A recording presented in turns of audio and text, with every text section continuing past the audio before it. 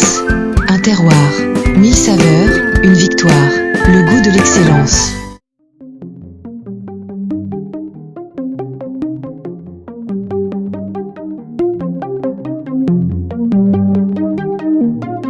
Alors, je m'appelle Jean-François Giroldi, je suis pizzaiolo maintenant, depuis que je suis à la retraite, parce que avant c'était pas du tout mon métier. Et donc j'ai créé la Cucina di Gianfranco, comme mon nom, Gianfranco Giroldi.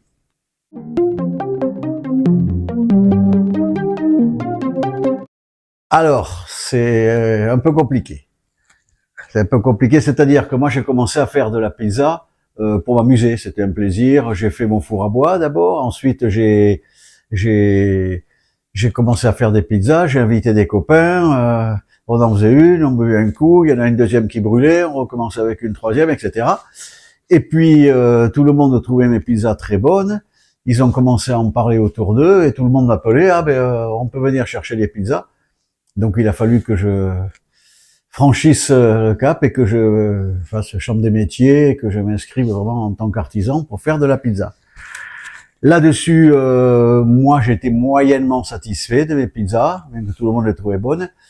Mais donc j'ai cherché un peu sur internet, un peu partout où est-ce que je pouvais trouver des renseignements, et je suis tombé sur un site, le site de Thierry Graffagnino, qui est une sommité dans le monde de la pizza, qui est connue mondialement. Et je l'ai appelé pour voir, on est resté 2 heures au téléphone, et voilà, et il m'a dit monte à Paris, viens voir comment je travaille, et puis tu te feras une idée. Et je suis monté à Paris, et c'est là que je me suis rendu compte que je ne connaissais rien à la pizza, que j'étais un peu autodidacte, mais bon, il y a des bases qu'il faut acquérir. Donc là je me suis mis vraiment au travail, et là ça a progressé très très très vite.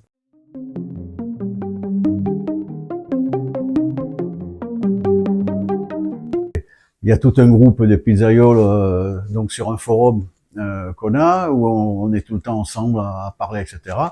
Et quand ils ont décidé de partir au championnat, ils m'ont dit de venir. Moi, je dis, bon, je suis pas du tout du niveau, il y a les plus grands pizzaiolos du monde, qu'est-ce que je vais aller faire là-bas? Ah, mais si, viens. Bon, ils ont tellement insisté qu'à la fin, je dis, bon, ok, j'y vais.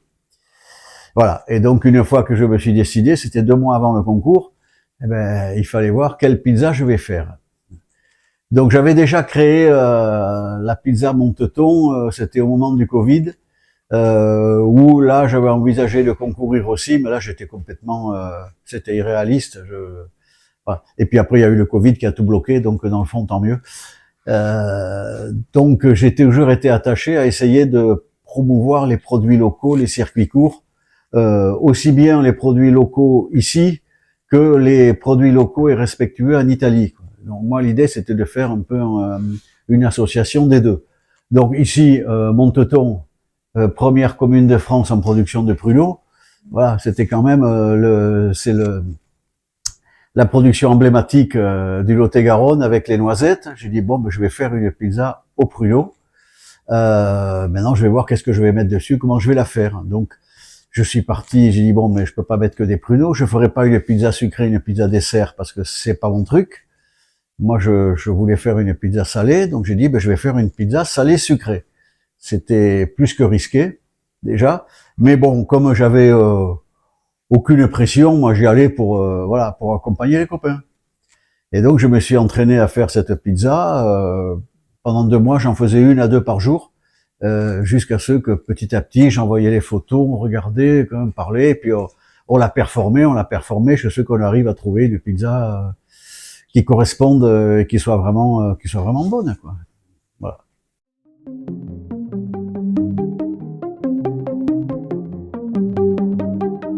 Ben pour le moment, on peut dire que c'est la Monteton parce que c'est la pizza champion du monde.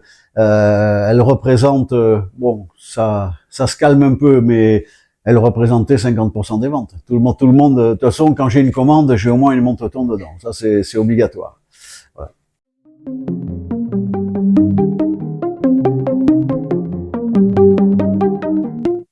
Dans la pizza Monteton, j'ai mis une base qui est une crème de gorgonzola infusée au romarin, des champignons, de la pancetta al pepenero, et ensuite, je mets ça au four, en sortie de four, je rajoute des pruneaux, 2 tuiles de parmesan broyées, des noisettes du Lot-et-Garonne et du chutney de Pruneau. Ça, c'est sur la monte-ton. Mais sinon, ma particularité, disons, c'est surtout les bases différentes. Bon, j'ai commencé avec les bases tomates et blanches, même les bases de crème fraîche, c'est pas mon truc. Moi, c'est par exemple les pizzas blanches, c'est crème de gorgonzola, crème fraîche, poivre. Après, je fais beaucoup de bases un peu particulières, comme là j'en ai une crème funghi porcini, donc c'est une crème de cèpe avec de la ndouille, c'est une spécialité calabraise. C'est une espèce de saucisse très très pimentée, très forte. On peut pas la manger comme ça. Elle sert juste à accompagner des sauces, des plats qui vraiment relèvent un peu le tout. Et je mets de la crème fraîche et un mélange parmesan et pecorino sarde. Je fais des crèmes melanzane, donc aubergine, carciofi, artichaut, poivron concassé de Corse. Voilà, je varie beaucoup les bases en fonction des pizzas que je vais faire. Je dirais que c'est un peu ça ma signature, d'avoir des pizzas qui sont vraiment différentes et qui sont très travaillées au niveau cuisine, quoi. Voilà.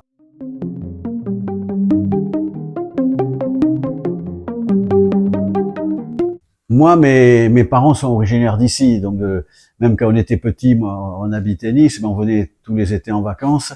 Voilà, moi j'ai toujours été très dans le milieu agricole, le milieu paysan ici, et voilà. Et donc effectivement, comme j'ai dit, les pruneaux, comme ça, c'est important. La cuisine du cochon, c'est important aussi. Là, je suis en train de travailler sur des pizzas avec des produits, des cochons, des culs noirs, pour faire vendre de très très bonnes choses dedans, de l'effiloché de cochon, du poulet de porc.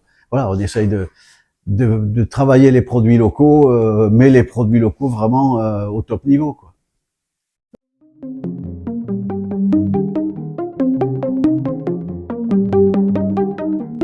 On va repartir en concours.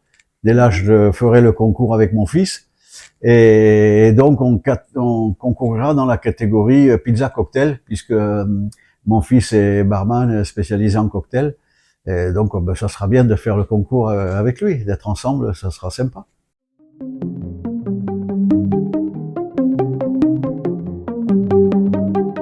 Alors, quel conseil je pourrais donner aux gens? Disons que c'est d'abord il faut se lancer, faut oser. C'est une passion comme la cuisine. Je veux dire, il y a rien d'extrêmement compliqué, mais c'est quand même assez précis. Il y a quand même des règles à respecter pour arriver à faire des choses correctes et des choses à savoir.